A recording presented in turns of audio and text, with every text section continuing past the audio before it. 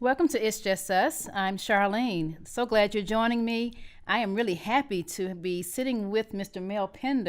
Melvin Pender. I apologize. Mel is fine. Everybody calls me Mel. Everybody calls you Mel. Right. Back again. I'm glad you're back with me again. Thank you. Thank you. It's always good to be back with you. Yes, it was a couple of years ago, and we talked about Miss Idell and Watch My Smoke. Yes. And listen. That's right. You remember that, huh? I did. Yeah. I did. Yeah. We had a great time. Yeah. And we also talked about your book that was that you were working on at that time. And today we're back to talk about a finished product. Yes. Yes. Yeah. It's been something my wife and I have been working on for 5 years now, and thank God to have a wonderful, intelligent woman such as Debbie to actually help me put this together. You know, she said one morning she woke up and says, "It's time to work on the book. It's time to write this book because so many people that know me and know my background and a lot of my teammates was always after me to write a book. Yeah. And it just took me a while to really get it off the ground. Writing a book is not easy. It's not easy, and this is your book. This is your story, so that was even more work. Yes, at my age. Well, we Trying, won't talk about that. trying to remember all these little things that happen. Yeah. And a lot of it's not here because you always think of something that you say, oh, well, I should have put that in that book, you know. But I think we have a good book here. I think this book is going to be something that is going to be a good read for everybody, not only just grown folks, but young people should read this book. Yeah. Yeah. Pull out some of the highlights of your story that are included in the book. Well, in the beginning, when I was a kid, growing up in Dalton, Georgia, where my parents grew up, and during the time of the Second World War, and watching movies, Audie Murphy, the movie called Hell and Back, he was my hero. Okay. Yeah, this movie was a war movie, and he was highly decorated, a guy from Kansas, and his father went to work one day and didn't come back. And like my father went in the Navy and came back, and my mom and father divorced. So, you know, it was like, you know, here I go going through the same things, something similar to what he was going through. But when I saw this movie, I knew I wanted to go in the military. It was something that I wanted to do. And my father was in the Navy, and I didn't really want to go in the Navy, but I always wanted to be in the military. So that's what got me as a little kid. Wanted to wear the uniform. And when I was a Cub Scout, when I was a Boy Scout, I always liked wearing uniforms. Yeah. So you talk about your service in the military. You former gold medalist in the Olympics. I'm sure that there's some information in there about your your journey and discrimination and things of that nature. Tell us more about. Well, you know, it's actually the book is like overcoming the expression of hope. It's overcoming diversity and discrimination growing up as a kid, and promised my mother one day I was going to make her proud of me, and running track, joined the military, then running track and winning a gold medal, being one of the fastest guys in the world. Going to Officer Candidate School, getting a commission as an officer and retiring as an officer. Being in Vietnam, 2 tours in Vietnam, how they pulled me out of Vietnam twice to make the Olympic team at my age. Wow. You know, I wasn't a young man when I first started running. I was in Okinawa. 25 years old, and I was playing football one day, and the coach asked me to run against this Japanese team that was training for the Olympics in Tokyo in 1964, which the great Bob Hayes was on that team. I was next to Bob Hayes. I was like number 2 behind him in the United States. And at age 26, but I made the team at 27, which is kind of old for a guy to do, right? But, you know, it talks about that and talk about all the diversity that I went through as a kid and growing up, even in the military. There was a lot going on then. I mean, things that happened in the military I never dreamed that would happen to me. Being a gold medal winner, Bronze Star Vietnam, serving 2 tours, Hall of Famer. I mean, how can you do that to a guy like me, an all-American guy, you know? Never done anything, never got in trouble. And it was some heartbreaking things that happened to me. In fact, we'll go over some in a few minutes if you want to talk about some of it. But it's a thing, but I had to persevere. I had to overcome all of these adversities because I promised my mother. Now, this woman was making $16 a week as a maid to raise my sister and I. And I promised her one day, and also my grandparents, that I was going to do something great, and not knowing it was going to be track and field. But I always wanted to go to college. And I never thought I would even go to college. Never thought I was smart enough to go to college, really, you know, because, you know, kind of jumping back at the schools we went to back then, and the Linwood Park School, which was segregated back then. You know, all the schools still segregated. I don't know what I don't know why they say schools are not segregated. They all. You go to black neighborhoods, they're all black kids. I mean, it's all still segregated. But the school we had to go to in Linwood Park was a little long cement rock building with a little pot-belly stove in the corner, a little stovepipe out the window, concrete floors, and the toilet was 100 meters from the school. No running water. Now, but Shamley, man, they had this beautiful school with central heating and everything. But that's what they built for us, DeKalb County. Yeah. And leaving Dalton, Georgia, as a kid, it wasn't integrated, but we had a nice school. It was really, really nice, similar to the white kid school. Interesting. Yeah. Yeah. So going back to Expressions of Hope for a minute, what was your process in determining what you wanted to include in this book? I want to really talk about and include what it takes to be successful in America. Because I know you can do anything you set your mind to in America, but you have to, as a black man, it's a lot of diversity and a lot of prejudice in this country, and it always will be. I don't think it'll ever change. But just let young people know. I want to express that you can do anything you want to do if you set your mind to it. You have to work hard because nobody gives you anything. You know what I mean? You have to go out there and you have to work for it. Yeah. And that's what I want young people to read when they read this book and see the struggles I went through and the hardships that I went through in order to get where I'm at, and then be one of the great track and field athletes in the world. Anybody can do it. I'm not going to say that you can be a great track and field guy or a great football player or whatever. Be good at whatever you do. Be good, right? Be good whatever you do in life. You put your heart to it and your mind to it and work hard at it. You can do anything. Yeah. This is America. People come all over the world. From Africa, they come from Jamaica, they come from Bahamas, they come all over the world. China, India. They come here because they use the system we have here. We have one of the greatest systems in the world. But we in America, sometimes we forget about the system. You know what I'm saying. When we got kids that don't go to school, they are people robbing and shooting and killing. They never should have stopped the draft. They still should have the draft in this country. Wow.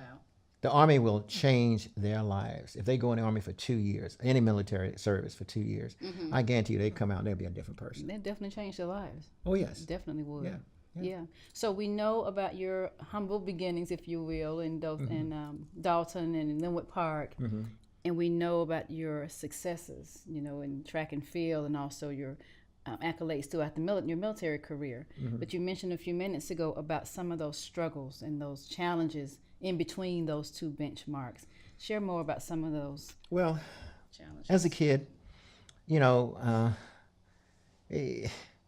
things that bothered me, the challenge was right on the back of the bus, black and white toilets. You go to Fox Theater, you got to go on the outside and all the way up 300 steps to get to the theater. And Buckhead, you had to go through the alley to get to and go up 1,000 steps to get to the movie. Those things bothered me.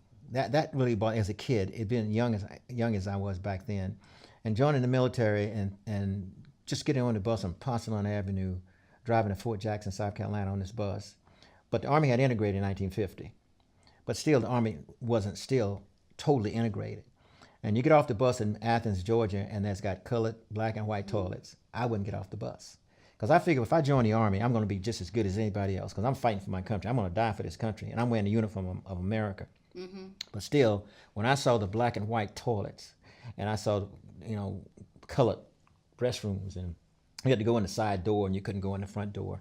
And in 1963, I think it was, my first track meet in Morgan State College in Baltimore, Maryland, okay? And this white runner was from 82nd Airborne Division with me, and I didn't know he was going to be there. His name was Chappelle. I didn't know he was going to go to Baltimore and run in that meet. So we rode back on the bus together, and we'd go in this restaurant because we were both kind of, hungry. We want to get some food. And we walk in, and I'm in my uniform there, airborne, airborne ranger and all this kind of stuff, right? I walk in there and say, well, he can't come in here. Now, how do you think I felt? Wow. In the country that you're serving. Yes. Yeah. And coming back from when I came back from Vietnam, in the I made the Olympic team. When I came back, they pulled me out of Vietnam first to run in the Olympics. So I come home. They wanted to send me right back, and I would refuse to go because I was supposed to go fly helicopter school. But they said, we need captains in Vietnam because there was a lot of them was getting killed, company commanders. And so, and I said, I'm not going. So they sent me to Fort Bragg, North Carolina, and said, you need command time. They gave me a company. I was the only black company commander at Fort Bragg at that time. Wow. And so 6 months later, I was back in Vietnam. And then they pulled me out of Vietnam again to run for the 1972 Olympic team. But when I was at home before I went back to Fort Bragg, my mom got sick. And I took her up to Shamley to a doctor in his doctor's office. And Mom said, you got to turn in here off of Peace Street up in Shamley.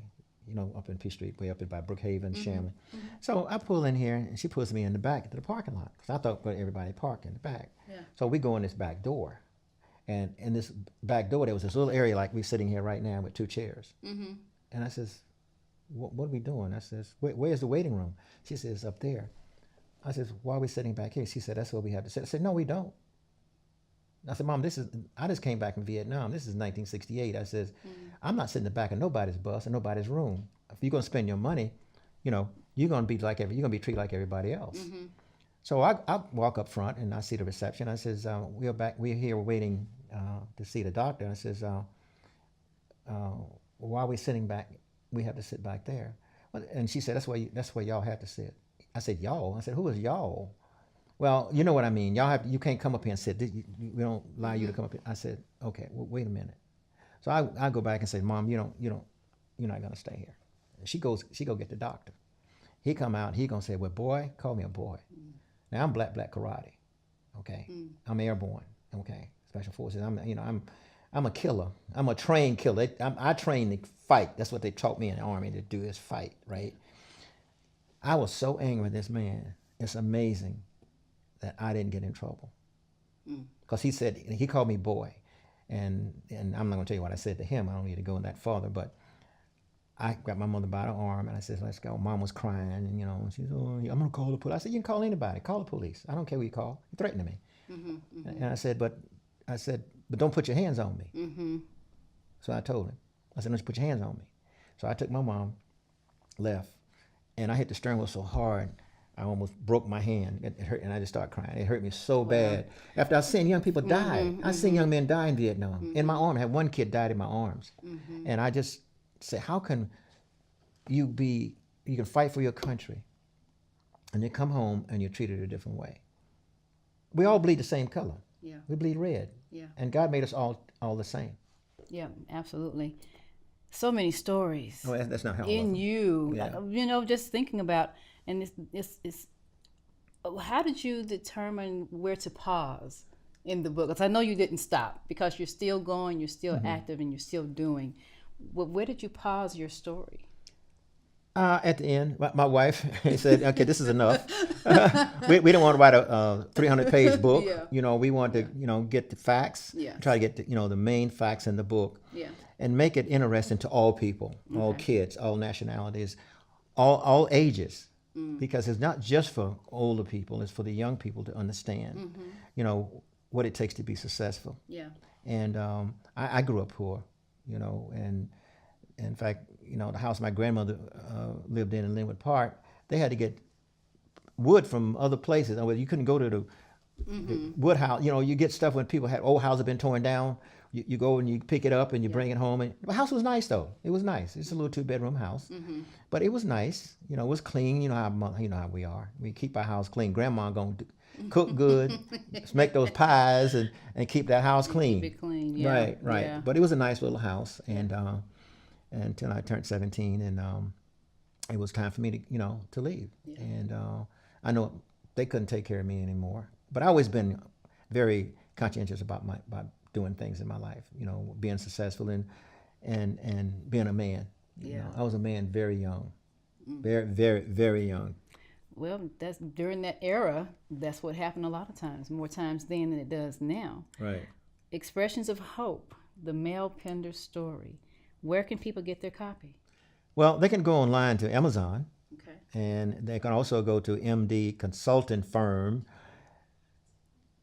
at Barnes and Noble. And Barnes and Noble. And they can also, we're having some book signing at some places, which my wife's going to give you the name of the different places they can come and get a book. Okay.